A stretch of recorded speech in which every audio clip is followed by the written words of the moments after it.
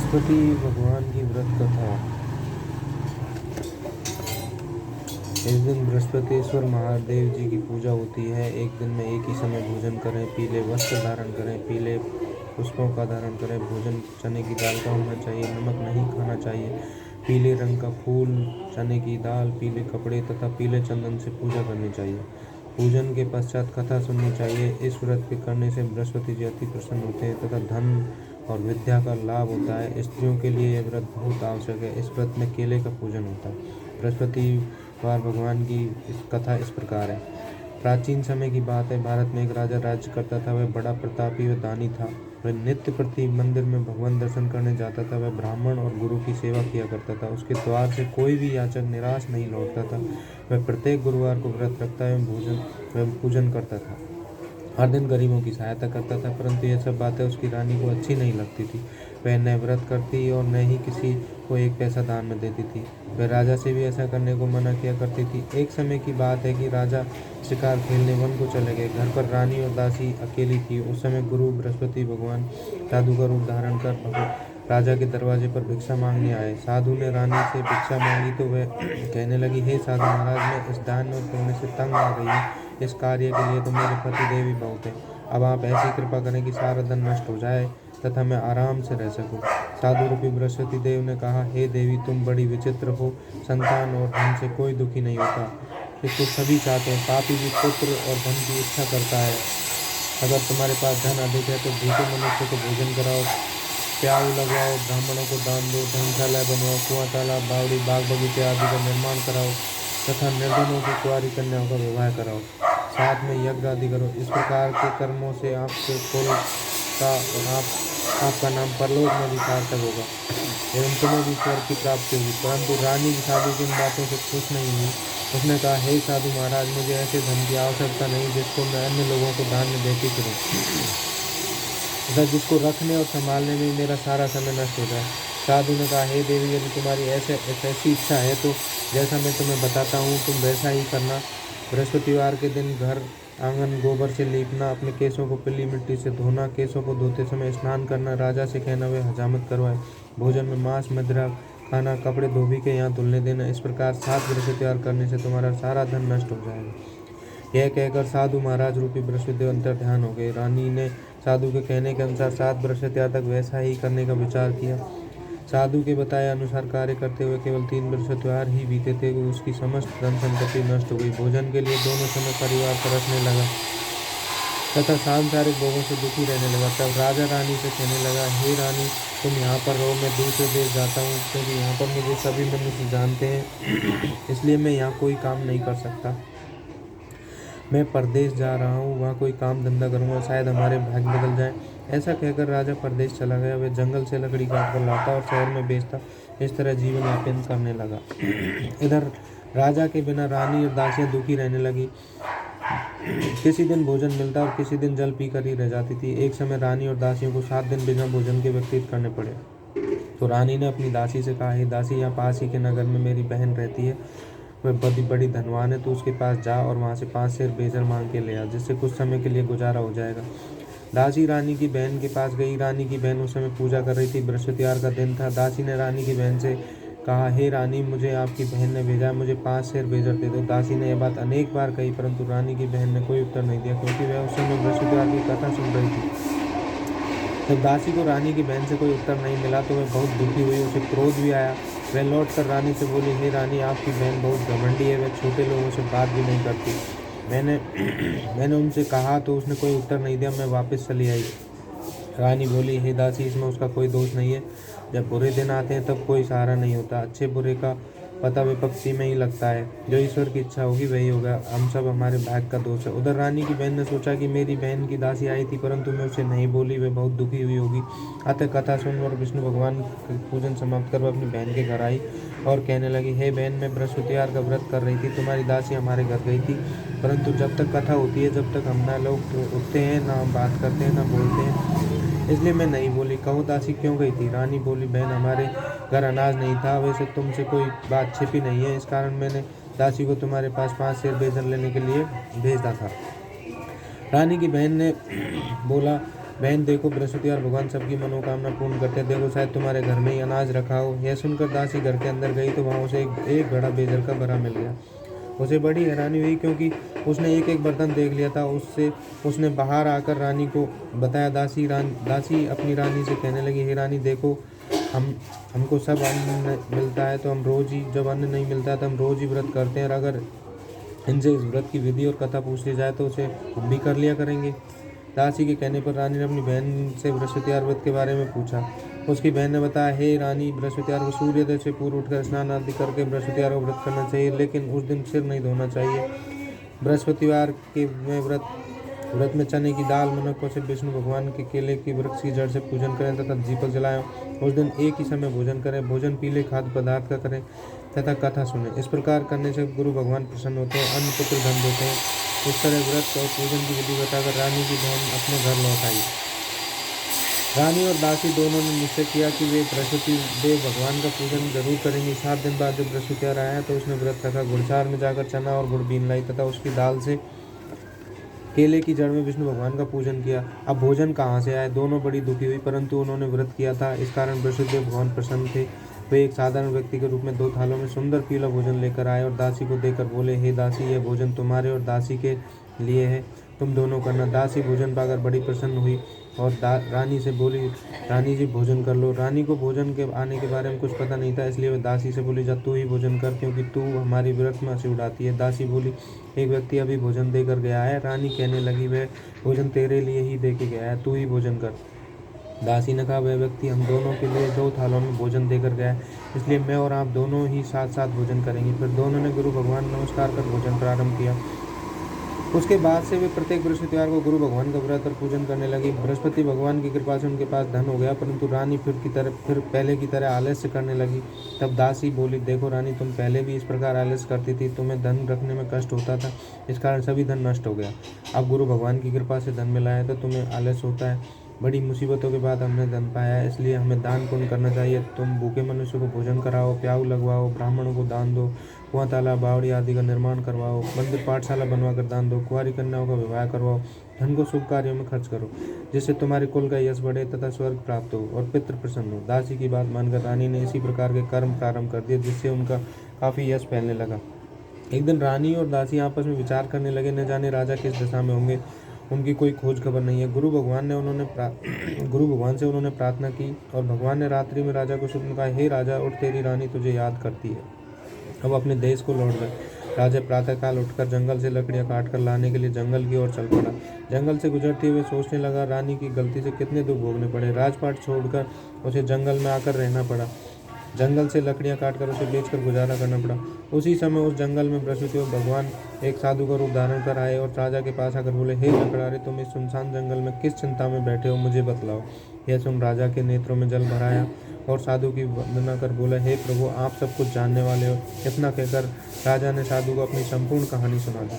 महात्मा तो स्वभाव से ही दयालु होते हैं। वे राजा से बोले, हे राजा, तुम्हारी पत्नी ने बृहस्पति देव के प्रति अपराध किया था, जिसके कारण तुम्हारी यह दशा हुई है। अब तुम किसी प्रकार की चिंता मत करो, भगवान तुम्हें पहले से अधिक धन देंगे। देखो, तुम्हारी पत्नी ने बृहस्पतिवार का व्रत करना प्रारंभ कर दिया। अब तुम भी बृहस्पतिवार का व्रत करके चने की दाल व गुड़ को जल के लोटे में डालकर केले के पत्ते से भगवान विष्णु का पूजन करो। फिर कथा कहो या सुनो, भगवान तुम्हारी सब मनोकामना पूर्ण करेंगे।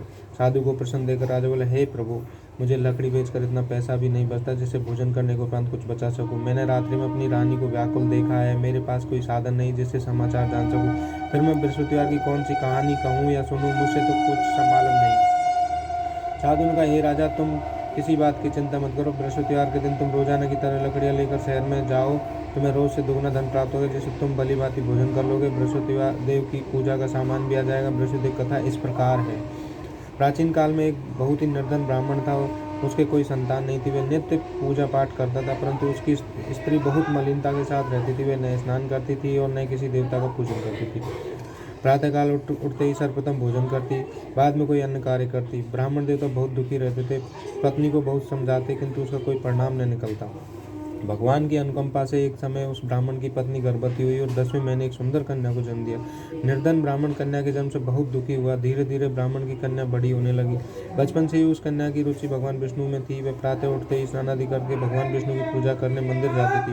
बृहस्पतिवार को व्रत करके विधिवत पूजा पाठ करती थी। पूजा पाठ के बाद वह पढ़ने के लिए पाठशाला में जाती थी। घर से चलते हुए मुट्ठी भर जौ साथ ले जाती थी और पाठशाला के रास्ते में थोड़े थोड़े जौ गिराती जाती थी। जब वह पाठशाला से घर लौटती तो जौ के दाने सोने में बदले हुए मिलते थे। लड़की सभी सोने के दाने बीन लाती थी। एक दिन जब वह सोने के दाने साफ कर रही थी तो उसकी माँ ने कहा, बेटी, सोने के दाने साफ करने के लिए सोने का सूप भी होना चाहिए। अगले दिन बृहस्पतिवार था। उसने भगवान बृहस्पतिदेव की पूजा करते हुए प्रार्थना की, हे भगवान, यदि मैंने आपका व्रत विधिवत किया हो तो मुझे सोने का सूप दे दो। भगवान बृहस्पतिदेव ने उसकी मनोकामना पूरी करने का वचन दिया। पाठशाला से लौटते समय उसे रास्ते में सोने का सूप पड़ा हुआ मिला। घर लौटकर सोने का सूप अपनी माँ को दिखाकर वह सोने के दाने साफ करने लगी।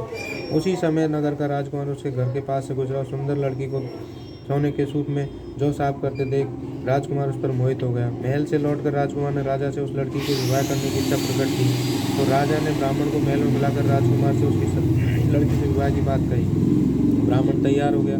धूमधाम से उस लड़की का विवाह राजकुमार से हो गया। दुल्हन बनकर ब्राह्मण की लड़की महल चली गई।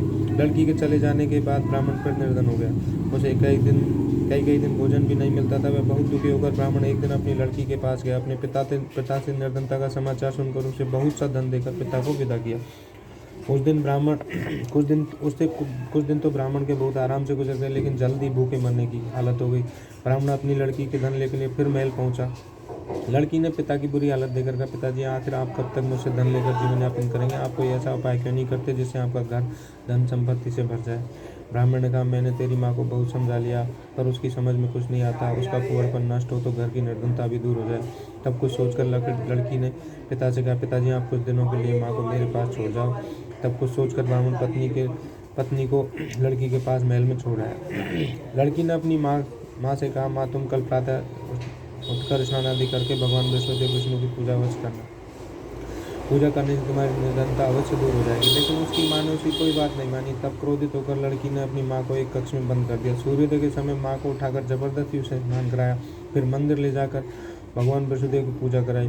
कुछ दिनों तक ऐसा करने से माँ की बुद्धि में परिवर्तन हुआ। वह स्वयं बृहस्पतिवार को व्रत रखने लगी। उसके व्रत रखने से ब्राह्मण के घर में भगवान विष्णु के अनुकंपा से धन की वर्षा होने लगी। दोनों पति पत्नी धन संपत्ति पाकर आनंद पूर्वक जीवन यापन करते हुए विष्णु धाम को चले गए।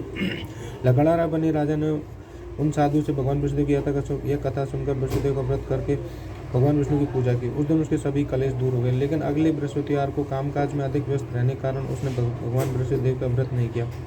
भगवान बृहस्पतिदेव लकड़हारे से क्रोधित हो गए, उसे भूल की सजा दी। उस दिन नगर के राजा ने नगर में घोषणा करके सबको सूचित किया, प्रत्येक नागरिक मेरे महल में भोजन करने आए, जो नहीं आएगा उसे अपराधी मानकर भारी दंड दिया जाएगा। लकड़हारा बने राजा ने उस नगर के राजा की घोषणा तो सुनी, लेकिन जंगल से लकड़ी काटकर लाने में देर हो जाने के कारण और उसे बेचने के कारण देर हो जाने के कारण वह समय पर महल में भोजन करने नहीं जा सका था। राजा के सैनिक उसे लकड़हारा पकड़कर महल ले गए। राजा ने उसे महल में कक्ष में बैठाकर भोजन कराया। उस कक्ष में खूंटी पर रानी का हार, सोने का हार लटका हुआ था। लकड़हारा अकेला उस कक्ष में भोजन कर रहा था। तभी उसने एक आश्चर्य से घटना घटती देखी। देखते ही देखते हुए खूंटी हार को निकल गई। थोड़ी देर बाद राजा ने हार को गायब देखा तो लकड़हारे को कारावास में डलवा दिया। लकड़हारा मन ही मन उसके भाग्य को कोसने लगा।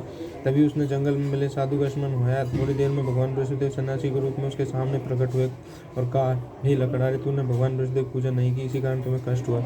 लेकिन अब चिंता मत करो। बृहस्पतिवार के दिन कारागार के दरवाजे पर तुम्हें कुछ पैसे पड़े मिलेंगे। उन पैसों से भगवान बृहस्पतिदेव का व्रत करके उनकी पूजा करोगे तो तुम्हारे सब दुख नष्ट हो जाएंगे। बृहस्पति दिन दरवाजे पर पड़े पैसे मिले, चने मिले, गुड़ मंगाकर लकड़हारे ने बृहस्पति कथा कही और भगवान बृहस्पतिदेव से प्रसन्न होकर उस नगर के राजा को स्वप्न लकड़हारे को कारागार से मुक्त करने को कहा। सुबह राजा ने अपने कक्ष में आकर देखा तो खूंटी पर रानी का हार टंगा हुआ था। राजा ने लकड़हारे को मुक्त कर दिया, उसे धन और आभूषण देकर विदा किया। लकड़हारा बना राजा उस नगर में चलकर अपने नगर में पहुंचा तो उसने नगर में कुएं, धर्मशाला, बाग बगीचे से बहुत प्रसन्न हुआ। राजा ने किसी से पूछा, ये कुएं, धर्मशाला किसने बनवाई है? सब ने बताया कि ये सब रानी और उसकी दासी ने बनवाए। राजा महल में पहुंचा तो रानी ने उनका भव्य स्वागत किया। तब राजा ने निश्चय किया कि सप्ताह में एक बार तो सभी बृहस्पतिदेव का व्रत पूजन करते हैं, परंतु मैं प्रतिदिन व्रत किया करूँगा तथा दिन में 3 बार कथा करूँगा। अब राजा हर समय दुशाले में चने की दाल बांधे रहता था तथा दिन में 3 बार बृहस्पतिदेव की कथा कहता। कुछ दिनों के बाद राजा को अपनी बहन की याद आई। एक दिन घोड़े पर सवार होकर राजा अपनी बहन से मिलने चल दिया। अभी राजा नगर के बाहर पहुंचा ही था कि उसे कुछ लोगों को एक शव को ले जाते हुए देखा। राजा को स्मरण हुआ है कि आज उसने किसी को बृहस्पति कथा नहीं सुनाई है। राजा ने लोगों को रोककर कहा, भाइयों, आप शव को ले जाने से पहले मुझसे बृहस्पतिवार की कथा सुन लें। लोगों ने राजा पर क्रोधित होते हुए कहा, तुम पागल तो नहीं हो? लेकिन कुछ बूढ़े बुजुर्ग लोगों ने कहा, अच्छा भाई, साथ में चलते चलते तुम अपनी कथा भी सुना लो। राजा ने अपने चलते हुए आधी कथा ही सुनाई थी कि सब हिलने लगा। राजा ने पूरी कथा सुनाई तो सब उठकर बैठ गया। लोगों ने हैरानी दांतों तले उंगली दबाई और अगले बृहस्पतिवार से भगवान बृहस्पति को व्रत करने तथा कथा सुनने का निश्चय किया। अब घोड़े पर सवार राजा चलते हुए एक किसान के पास पहुंचा। किसान अपने खेत पर हल चला रहा था। राजा ने कहा, अरे भाई, मुझसे बृहस्पतिवार की कथा सुन लो। किसान झुंझला कर बोला, अरे भाई, देख नहीं रहे, जितनी देर तक तुम्हारी कथा सुनूंगा उतनी देर में पूरा खेत हल चला लूंगा। राजा निराश होकर चलने लगा। तभी किसान के बैल लड़खड़ाकर जमीन पर जा गिरे। किसान के पेट में भी जोरों का दर्द और गुड़सर होने लगा। उस किसान की पत्नी जब खाना लेकर आई तो उसने किसान के बारे में पूछा। किसान ने घुड़सवार की पूरी कहानी सुनाई। किसान की पत्नी दौड़ती हुई राजा के पास पहुंचकर हाथ जोड़कर बोली, भैया, मैं तुम्हारी कथा सुनने को तैयार हूँ। राजा ने उसके साथ खेत पर पहुंचकर बृहस्पतिवार की कथा सुनाई। तभी बैल उठकर खड़े हो गए। किसान के पेट में दर्द भी तुरंत ठीक हो गया। राजा अपनी बहन के घर पहुंचा तो उसने बहुत आवाभगत हुई। अगले दिन सुबह उठकर राजा ने देखा घर के सभी लोग भोजन कर रहे हैं। किसी भूखे को बृहस्पतिवार की कथा सुनाए बिना राजा भोजन नहीं करता था। उसने बहन से कहा, बहन, क्या घर में कोई ऐसा व्यक्ति है जिसने अभी तक भोजन नहीं किया? उसकी बहन बोली, भैया, हमारे घर में तो क्या, आपको पूरे नगर में कोई ऐसा व्यक्ति नहीं मिला जिसने सुबह सुबह भोजन नहीं किया हो। तब राजा ने बहन के घर से निकलकर उस नगर में बिना भोजन किए व्यक्ति की तलाश की। एक गडरिया के घर उसका बेटा बीमार होने के कारण भूखा रह गया था। राजा ने उसको जाकर बृहस्पति कथा सुनाई। कथा सुनते सुनते गडरिया का बेटा बिल्कुल ठीक हो गया। सबने राजा की बहुत प्रशंसा की। एक दिन राजा ने अपनी बहन से कहा, बहन, अब हम अपने घर जाना चाहते हैं, तुम भी अपने साथ चलो, कुछ दिन वहाँ रहकर लौट आना। राजा की बहन ने अपनी सास से पूछा तो सास ने ताना देते हुए कहा, बहू, मायके जाना होता अकेले जाना, मेरे पोतों को नहीं ले जाना। तुम्हारे भाई को संतान नहीं है, कहीं तुम्हारी भाभी मेरे पोतों पर कोई जादू टोना नहीं। दूसरे कक्ष में बहन की सास की बातें सुनकर राजा मन में अकेला ही अपने घर लौट आया।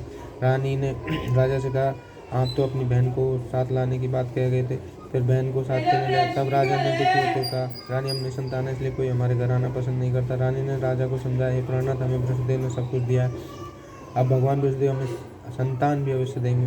बृहस्पतिवार को विधिवत व्रत करते हुए राजा रानी ने भगवान बृहस्पतिदेव से संतान के लिए प्रार्थना की। कुछ दिनों बाद उनके स्वप्न में दर्शन देते हुए कहा, हे राजन, तेरी मनोकामना अवश्य पूर्ण होगी। एक सप्ताह बाद ही रानी गर्भवती हो गई। 10वें महीने रानी ने एक सुंदर पुत्र को जन्म दिया। राजा रानी जीवन पर्यंत बृहस्पतिवार व्रत करते रहे। उनके घर में धन की वर्षा होती रही।